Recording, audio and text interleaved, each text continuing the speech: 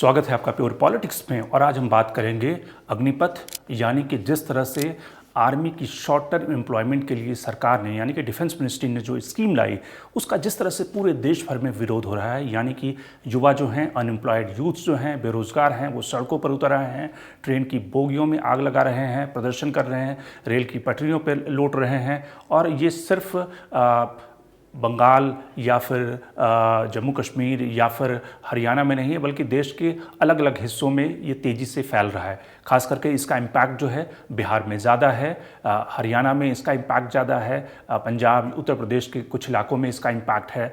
तो हम बात करेंगे कि आखिर इस स्कीम का विरोध क्यों हो रहा है, और जो सरकार के तर्क हैं, जो आर्मी और जो डिफेंस मिनिस्ट्री का तर्क है, और जो उनके आर्गूमेंट है इस स्कीम को लेकर, वो जो अनएम्प्लॉयड यूथ्स हैं, जो बेरोजगार युवा हैं, उनके गले क्यों नहीं उतर रहा। और क्या इस स्कीम को लाने में पिछली स्कीम की तरह ही, यानी कि जिस तरह से कृषि कानून आए थे, यानी कि 3 एग्रीकल्चर बिल्स आए थे एग्रीकल्चर सेक्टर में रिफॉर्म करने के लिए, क्या उसी तरह से इसमें जल्दबाजी की गई? क्या इसके पीछे जो आईएएस लॉबी है और जो आर्मी की कोऑर्डिनेशन थी वो उस ढंग से नहीं हुई, या फिर ये एक पाथ ब्रेकिंग स्कीम है जिसकी फॉल्ट लाइन को भुनाने की कोशिश अपोजिशन पार्टियां कर रही हैं? तो क्या है ये सारे मुद्दे प्योर पॉलिटिक्स में बात अग्निपथ की, अग्निवीरों की।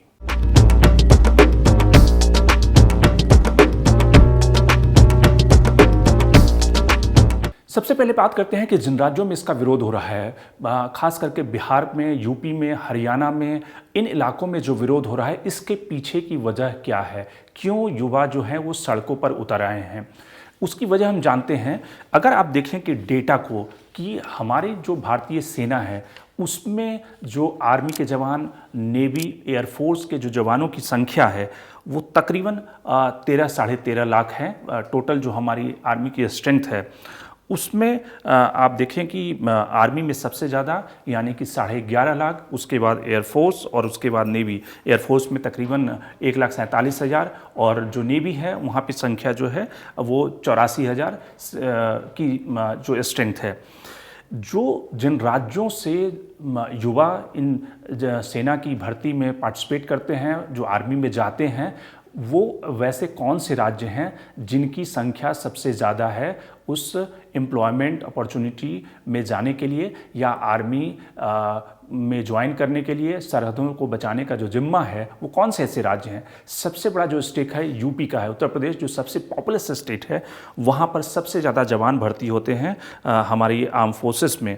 इसीलिए विरोध का जो स्वर है वो सबसे ज़्यादा बिहार से है, क्योंकि वहाँ पर 1 लाख से ज़्यादा की रिक्रूटमेंट होती है। वहाँ पर 1 लाख से ज़्यादा का उनका शेयर है, यानी कि 8% की जो भर्ती होती है वो तकरीबन बिहार से होती है। तो ये वैसे राज्य हैं। इसके अलावा अगर हम बेरोज़गारी की बात करें, जो हम चूँकि अनएम्प्लॉयमेंट जो एक देश की सबसे बड़ी समस्या है, क्योंकि हमारे पास जो पॉपुलेशन का जो डिविडेंड है उसमें सबसे बड़ा जो खतरा है, उसमें जो सबसे बड़ी समस्या है वो अनएम्प्लॉयमेंट, बेरोज़गारी की है। तो हरियाणा जैसे राज्य जहाँ पर तकरीबन 26% की बेरोज़गारी दर है, राजस्थान जो दूसरे नंबर पर है 24% की बेरोज़गारी है, बिहार 14% की बेरोज़गारी है। ये सारे ऐसे राज्य हैं जहां पर बेरोज़गारी की दर यानी कि 10% से ज़्यादा है, और इसलिए यहाँ पर विरोध के स्वर ज़्यादा हैं। यहाँ पे अनएम्प्लॉयड जो यूथ हैं, चूँकि आपने थोड़े दिन पहले देखा होगा कि किस तरह से बिहार में बैंकों के एग्ज़ाम के पेपर और अलग अलग कॉम्पिटिटिव एग्ज़ाम के पेपर लीक हुए थे, उसके बाद भी छात्र धरने प्रदर्शन पर और रेल को रोकने पर आ गए थे और काफ़ी विरोध प्रदर्शन हुआ था। तो वैसा ही स्वर इस अग्निपथ स्कीम को लेकर हो रहा है। अब सवाल है कि इस स्कीम को लेकर युवा आखिर क्यों नाराज हैं? इसके पीछे की जो 3-4 वजहें हैं, जो मोटे तौर पर वो जो युवाओं का कहना है कि पहला जो है, अगर आप देखें पिछले 3 दिनों से जो आप सोशल मीडिया और युवाओं की बात सुने, वो सब कह रहे हैं कि ये आर्मी का एक तरह से मनरेगा प्रोग्राम है, यानी कि शॉर्ट टर्म एम्प्लॉयमेंट। आज की तारीख में युवाओं को ज़रूरत है एक लॉन्ग टर्म एम्प्लॉयमेंट की, न कि शॉर्ट टर्म एम्प्लॉयमेंट की। यानी कि 4 साल के बाद, और जिसमें से 4 साल में से इफ़ेक्टिवली अगर छुट्टियों को जोड़ दिया जाए, जो इस स्कीम के तहत जो उनको छुट्टियां मिलेगी 8 महीने, और इसके अलावा 4 महीने और 6 महीने की ट्रेनिंग है, तकरीबन 2 साल का समय तो आपको छुट्टियां और साथ में जो ट्रेनिंग में निकल जाएगा। तो इफेक्टिवली जो उनके पास आर्मी में काम करने का मौका होगा वो तकरीबन 2 साल का ही होगा।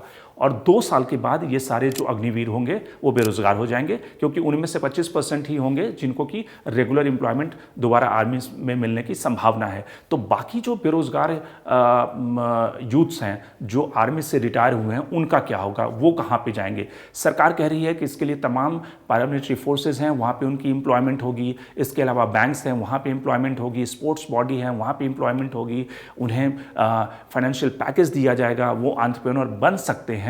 लेकिन जो युवा, अगर उस लॉजिक से सोचा जाए, जो युवा जो जिनका तर्क है कि उस आर्मी के एग्ज़ाम के लिए वो कई साल तैयारी करते हैं और उस तैयारी के बाद भी उस तमाम फिटनेस से गुजरने के बाद उनका सिलेक्शन होता है, वो उस सिलेक्शन के बाद अगर 2 साल में ही बेरोजगार हो जाएंगे, यानी कि सिर्फ इफेक्टिवली उन्हें 2 साल का ही काम करने का मौका मिलेगा, तो उसके बाद उनका फ्यूचर क्या होगा? और फिर वो जो गांव और देहात जिस समाज से वो आते हैं वहाँ पे जाएंगे, उनकी क्या इज्जत रहेगी, वहाँ पे क्या काम करेंगे? बहुत सारे लोगों ने ये भी तर्क दिया कि उनकी शादियाँ नहीं हो पाएगी, क्योंकि कोई भी फैमिली जो अपनी लड़की नहीं देगा उस परिवार में, जो कहेगा कि अच्छा तुम्हारी तो नौकरी 4 साल के लिए है, 4 साल के बाद क्या करोगे?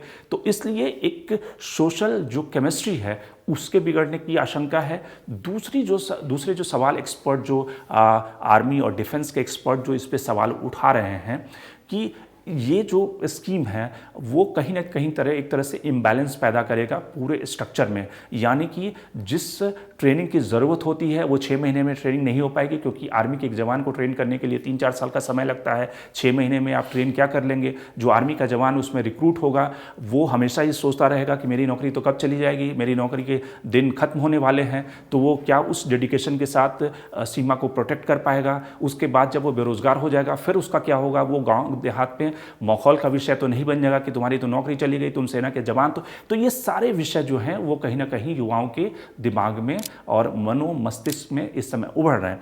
अब सरकार का जो लॉजिक ये था, सरकार ने जो जिस तरह से आर्मी का बजट है, अगर आप देखेंगे 5.5 लाख करोड़ का बजट है, उसमें से सरकार को पेंशन के ऊपर तकरीबन 1 लाख करोड़ से ज़्यादा खर्च करने पड़ते हैं। तकरीबन 22% जो है उस पूरे बजट आउटले का पेंशन पे खर्च करना पड़ता है। सरकार का ये तर्क था कि एक तो इससे आर्मी युवा होगी, दूसरा पेंशन का जो बजट है उसको कर्टेल करने की मंशा थी। लेकिन कहीं ना कहीं ये एक तरह से बड़ा बवाल क्रिएट हो रहा है और एक तरह से जो यूथ्स हैं जिनकी सबसे बड़ी समस्या आज की तारीख में रोजगार है, उनके बीच में एक असंतोष का एक बड़ा कारण बनकर ये स्कीम उभर रही है।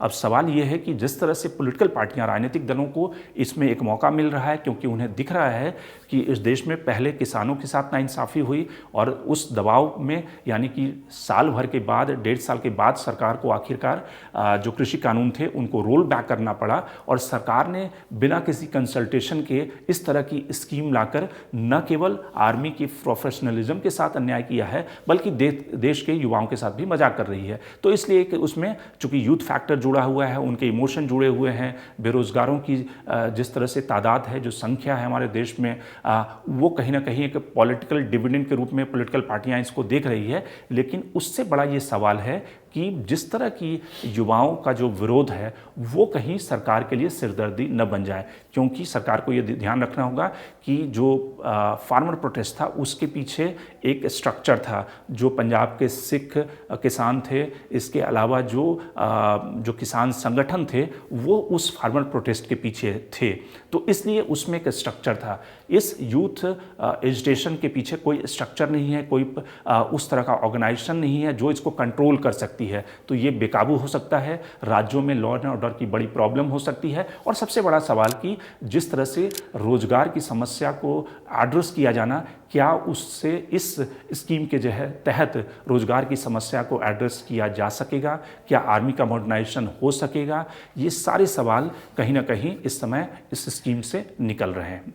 Shankar Animesh, the print. लेकिन आप हमारे YouTube चैनल को सब्सक्राइब करना ना भूलें। अपने कमेंट्स, अपने रिएक्शन लगातार हमें भेजते रहें।